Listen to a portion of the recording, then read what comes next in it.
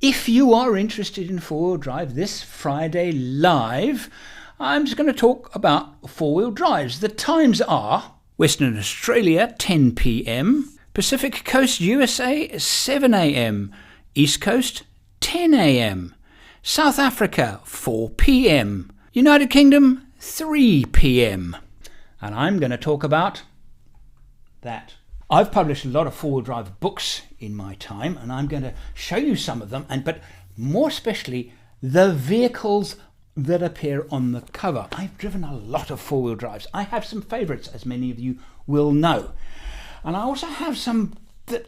Have you seen the latest Great Wall Motors Tank 300? It's absurd. This is going to be a fun, and I want to hear from you, what are your favourite four-wheel drives and why? And I will react to your suggestions, even if they are ridiculous. Actually, especially if they are ridiculous. Join me on Friday.